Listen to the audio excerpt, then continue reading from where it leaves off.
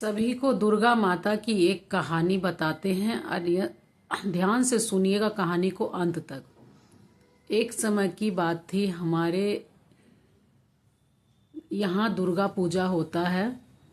तो दुर्गा पूजा हो रही थी, तो जैसे कि हम लोग जो है कल स्थापना बैठती है। जैसे कि 18 तारीख का कल स्थापना है, 19 तारीख का अप्रैल में दुर्गा पूजा है ना। 9 दिन का कन्या पूजन करते हैं। तो 9 दिन तक क्या होता है, हम लोग न मांग में सिंदूर लगाते हैं न तेल लगाते हैं। और ऐसा मानना है कि हमारी माता रानी हमारे घर आई हैं। तो 7वें दिन, जब 7वें दिन होती है, तब हम माँ को जो है से नया वस्त्र चढ़ाते हैं। उसको हम जागरण बोलते हैं। 7वें दिन हम अपने घर में जागरण करते हैं। तो जागरण करते हैं, तो जागरण में जो है से हमारे घर में जितने दुर्गा जी को जो जितना मतलब जिस दिन दुर्गा माता का जागरण होता है 7वीं का दिन, उस दिन हमारे घर में जितने भी सामान होता है अच्छा से हम साफ सुथरा करके एकदम घर का पवित्र बना के, और जो है चावल जो होता है कच्चा चावल, उसको हम रात को भिगो देते हैं। और वो जो भीग जाती है तो सुबह को हम पीस के उसको पिठार बना लेते हैं। क्या बना लेते हैं? पिठार बना लेते हैं।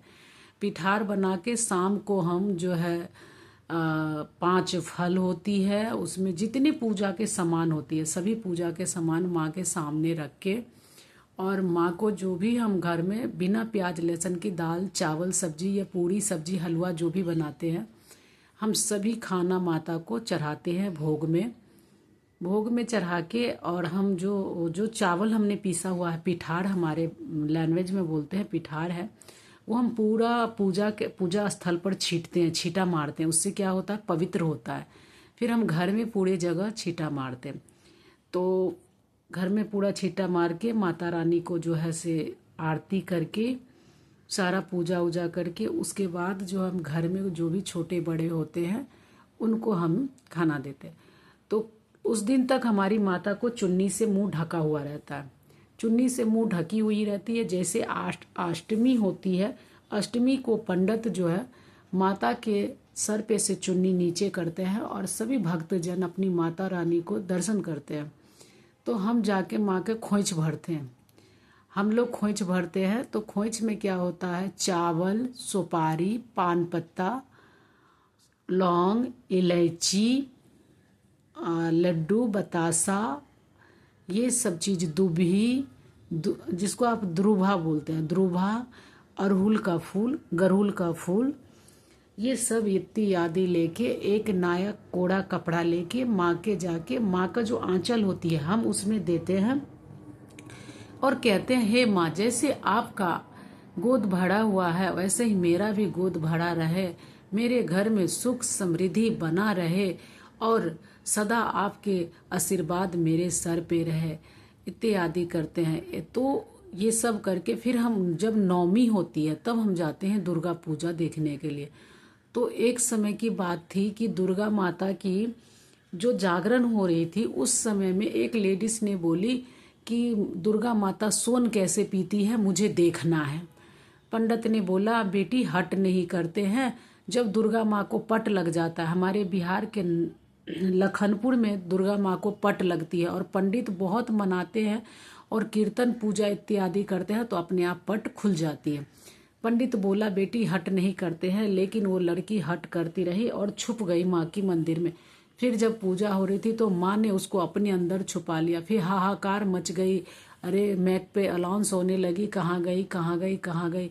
फिर माता को मनाया तो माँ के पीछे थोड़ा सा कपड़ा था, तो देखा तो माँ ने बोला, माँ से चैलेंज नहीं करना चाहिए। जब माँ को 7वीं को जागरण करते हैं तो अष्टमी को जो है से कोहड़ा को बलि पड़ती है।